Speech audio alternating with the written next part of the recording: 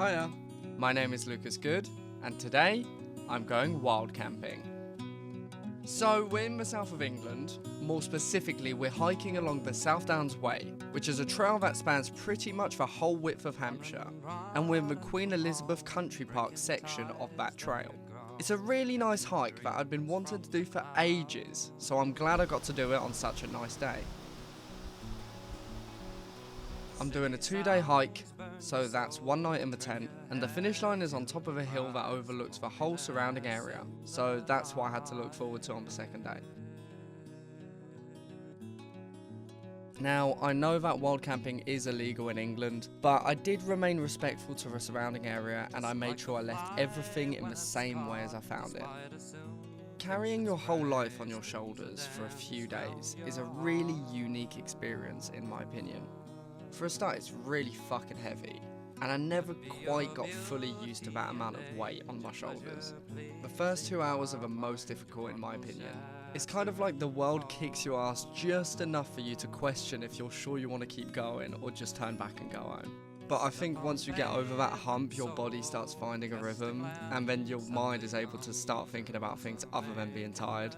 From that point onwards, that's when hiking gets fun for me.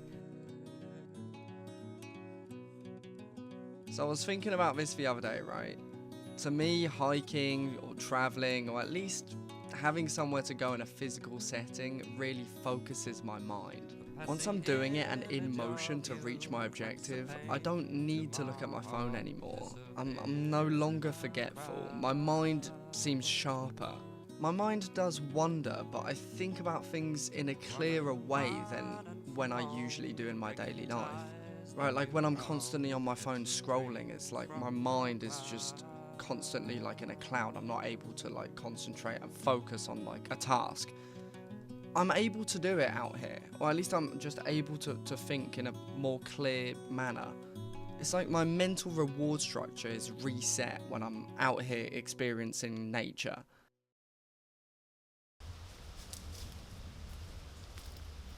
It was getting dark, so I decided it was the right time to set up camp for the night.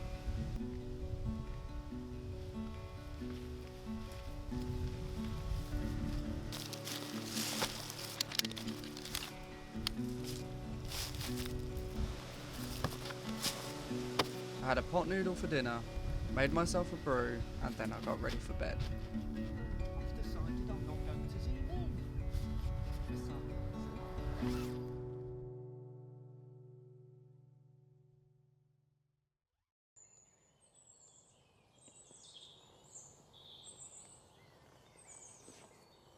I woke up pretty early the next morning.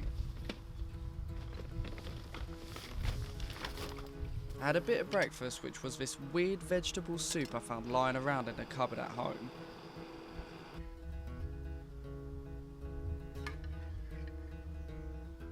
After that, I packed up my stuff and I set off for the last part of the hike.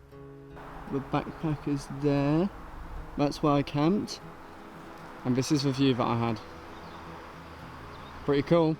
So the actual weight of what you need to carry doesn't actually go up that much between one night and multiple nights. Usually it's just a bit of extra food you need to bring. So I was a bit gutted that I didn't go out there for longer. But then again, it was my first wild camp, so I didn't want to go too big straight away. Didn't want to overextend what I was potentially able to do, you know. So I'm pretty happy with what I did for my first wild camp. And I just want to say, even though wild camping isn't allowed over here, it's such a freeing experience just being left to survive on your own for a while. I just had to try it out at least once.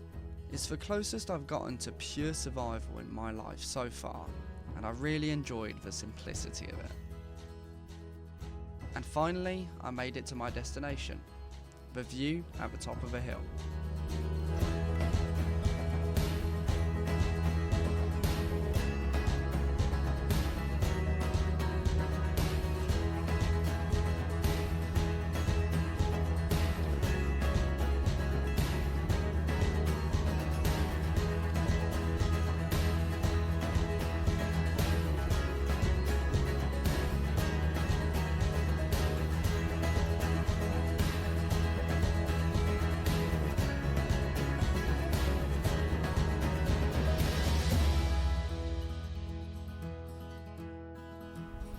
it was a pretty good reward for my efforts, in my opinion. So anyways, this was the story of my first wild camp. Thanks for watching, I hope you enjoyed, and I'll see you later. Bye. I've been living in a hole in the mountain, ain't no sins in there.